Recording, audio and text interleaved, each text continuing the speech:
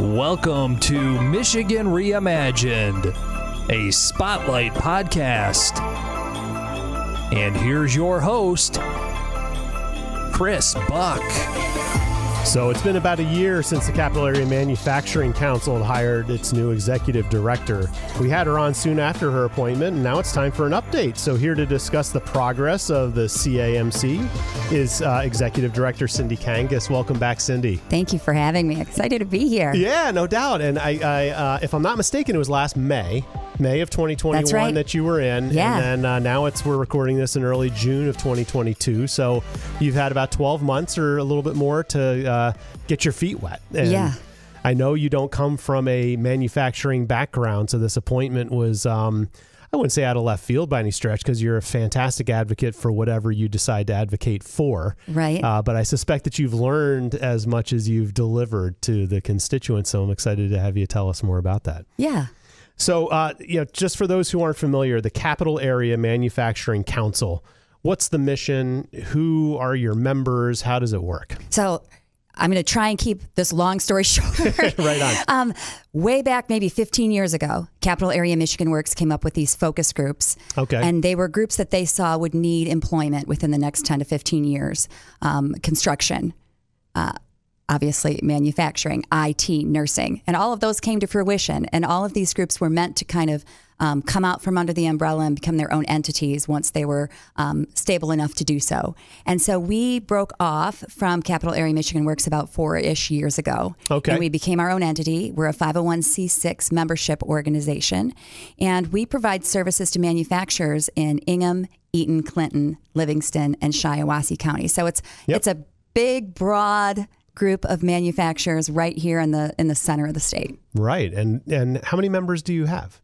So we've got about 100, and we have different kinds of memberships. We have traditional manufacturing memberships, and then we have associate members, which would be some sort of member that maybe works alongside a manufacturer. Right. Kind of the supply chain, as it were. Yeah, supply chain people, recyclers, that sort of thing. And then we've got strategic partners, and a lot of times those are educators or just partners on a greater level. Got it. Okay. And so how are you funded and governed, and how do you know I'm sure you listen to your members and they tell you what the stories are, but how does the machine operate? So we have a board of directors, and we are funded solely by membership dues. Got it. So again, people join and they pay their monthly membership dues, and that goes to cover the costs. We also have a couple of special events. We have a golf outing and that sort of thing that people sponsor, so that also brings in some dollars.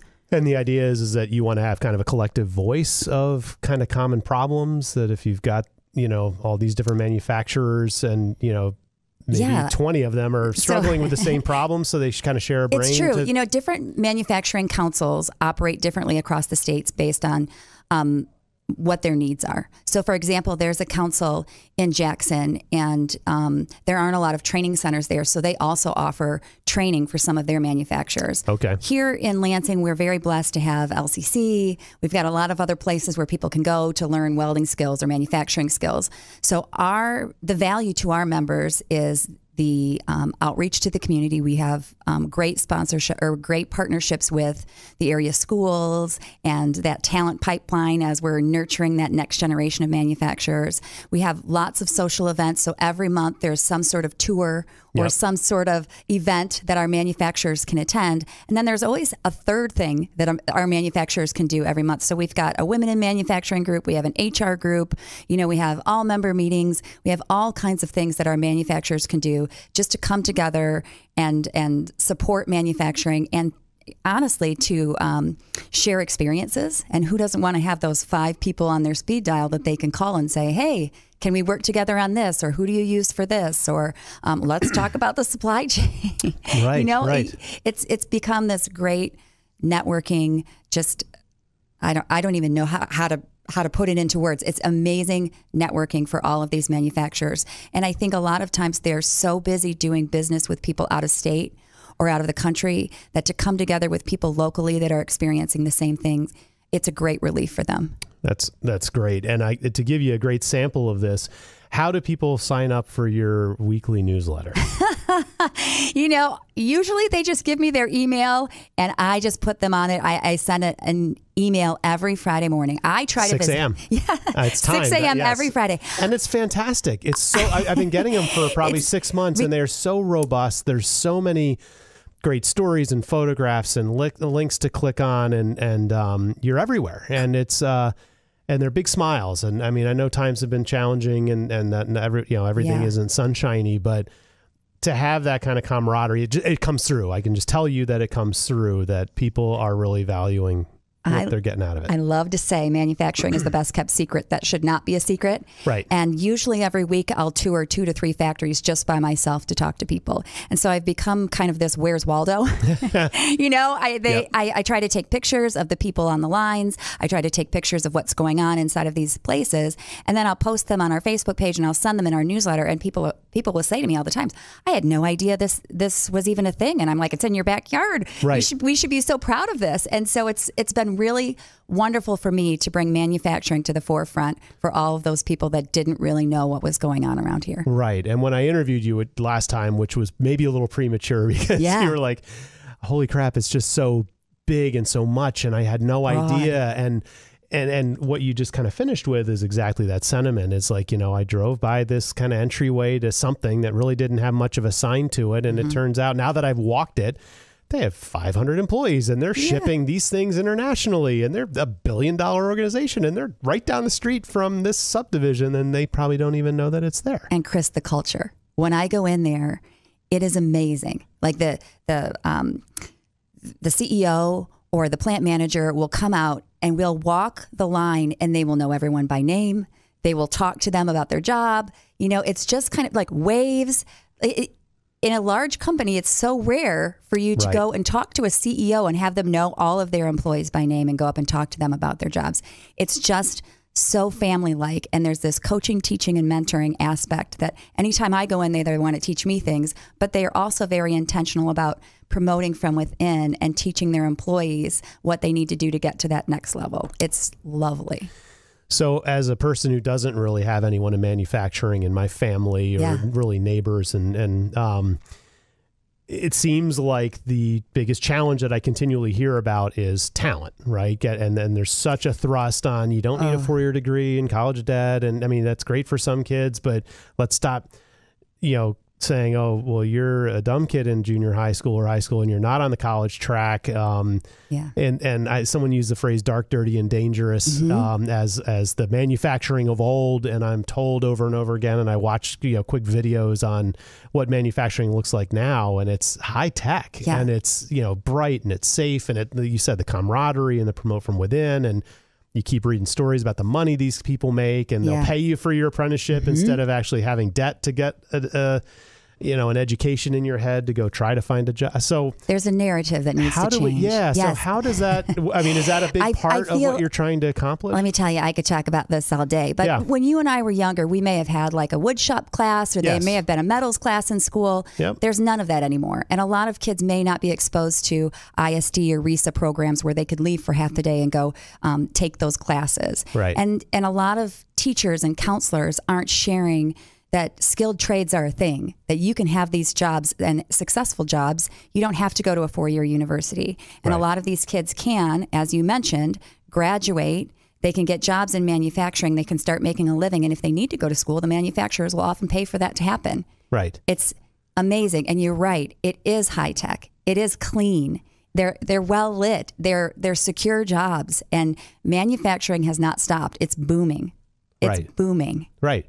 And so much so that I've been to a couple of, seminars and people almost falling out of their chairs saying, I have the ability to do so much more. And the only thing preventing me from doubling or tripling my ability to sell my product more is humans. I need more people to actually push the widget through the whatever to make the finished product. So I'm completely stymied and I can't find a path to double or triple my workforce so that I could be a better employer in our state. And and it's broad, it's changing. It's not just entry level. They need engineers, right? You think about HR, they need CEOs, men, women, everyone. And they need to, we're just trying to broaden who we're bringing in and who we're sharing the message about manufacturing to, because, it's open for everyone, and we can make accommodations. We can, bring in groups that maybe have never heard about it. I know that there are some manufacturers locally that have been very successful with the refugee community,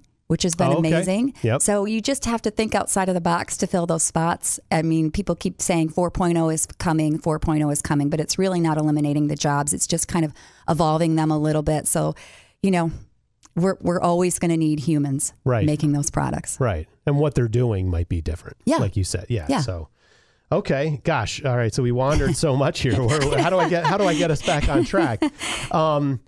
So, is that the priority? I mean, is talent and staffing and helping these people get enough people kind of the biggest challenge that's evolved. It's changed even since I came on board. Okay. So this past year, I've seen a lot of change in what everybody wants and needs. So obviously jobs, that's always going to be there. When COVID hit, manufacturing did not stop. So there were a lot of people that were panicked about COVID and how many of their staff members, were vaccinated, and what would happen if a whole shift of people got COVID and they had to, time is money, and all of these people had COVID, so they had to shut down third shift or something, which was happening. Yep. I think it's kind of evolved into supply chain. Right. Yes. Obviously, that's on everybody's mind right now. Yep. But I think there's getting the raw materials. Yeah, getting the raw materials. Yeah. And then I think also now we're back to jobs, promoting from within and making sure that you're picking someone that maybe isn't just good at their job, but they're also good at teaching others how to do their job, and investing in training the people that they have on staff to become managers and the next, leaders in the facility. Right. It's evolved, and it's been a year, Chris. It keeps changing, but it's amazing. Well, it sounds like you're passionate about what you're doing, and that's really what everyone should strive to achieve. So congratulations for landing in a position that seems to be filling your bucket, as it were. So that's great. So, so you're the Capital Area Manufacturing Council, and you mentioned that there are other councils around. You mentioned Jackson. But is that a consortium? Is there one overarching parent to all of this? We don't we're not connected, but we have reciprocal memberships. We all work friendly, play friendly in the sandbox. Yep. So there's a National Manufacturing Association, and obviously they do advocacy for with lawmakers in Washington, and similar. There's a Michigan Manufacturing Association. Then they do advocacy work here at the Capitol, and they also provide some educational services. But then underneath that, there are a handful of us that each have a little pocket of counties, and we provide services for our little pocket, but we kind of go back and forth. We're friendly. So, if I have an activity, I'll often say, hey, I'm close enough to Jackson. You guys want to come over? Or, Great Lakes Bay. Hey, can we get our women in manufacturing groups together? That sort of thing. We all play nicely together. That's great. That's great. And are there national conferences that you go to kind of keep yourself on the, hey, I'm so steeped in the now. Here's what experts are saying is the five-year problem, or where we're headed. We did just make our own strategic plan, and my board's amazing. But I'm a one-man band. So everything you see that no staff. Okay. So as much as I would love to go to every single conference that comes in front of me right now, I am just kind of working on what's right in front of me. And right now that's nurturing the people that are members and just spreading the word to people that should be members, potential members. Right. Okay. So Michigan and mid-Michigan. Yes. Are you trying to, I'm sure it's probably both, but are you trying to make sure we stabilize and retain and help existing manufacturers expand? Or is there an effort to try to attract more manufacturing to mid-Michigan that you're kind of a part of? So, there's a little bit of both. Okay. All of the manufacturers, as you mentioned, they didn't stop during COVID, and a lot of them will say, I could have knocked down a wall and built something on, or I could have built another factory. Obviously, we know that there are some big dogs coming into town, and so we're always supportive of that, but we want to just be thoughtful about where are the employees coming from when those do come into town, but we're so excited to have them here. Manufacturing's in our DNA here. It is. It really is. And so we want them to be here, and we want to support them. So give us some examples of what your manufacturing base makes. I mean, it's got to be a huge, wide variety, and it must be fun to kind of rattle them off. It's so funny because I have a good friend that comes to a lot of our women in manufacturing events, and she said to me, I own a small brewery, but I'm a manufacturer. And I was like, yeah, you are. You know, you think that there's med tech and biotech, huge here in the area, you know, and obviously we know General Motors, tier 1, tier 2, all of those groups are here. But there are also like the plastics and the molds and the steel, like it's manufacturing is broad and it's growing. And a lot of people just, you know, they don't know what's in their backyard, but it's all manufacturing. And sometimes I'll see large manufacturers that are maybe owned by conglomerates, or they have sister companies across the country or across the globe. And sometimes I'll see these lovely little mom and pop shops that are third or fourth generation of families just running these small little things. And maybe they're just, you know, forging something small, or they just have some sort of small little product that they're kicking out, and that sustained their family for all of these generations. So that's also really lovely to see. Right just the difference. It's amazing. I could talk about it all day. So where could people learn more about the Capillary Manufacturing Council? Yeah, we're on Facebook, CAMC. You can look for it, CAMC, or you can visit our website, camconline.org. Perfect. Okay. So Cindy, you're on fire. I'm really excited that things are going as well as they are. I mean, again, I'm not in it day to day, and I'm sure there's hardship too, but you know, you're infectious, and I'm hopeful that people that are struggling out there that have welcome you in and give them the tour, feel your energy and think about a brighter day because you spent some time with them. Thank you. Thanks. All right. Cindy Kangas, the Executive Director of the Capillary Manufacturing Council. Thanks again for joining me. Thank you.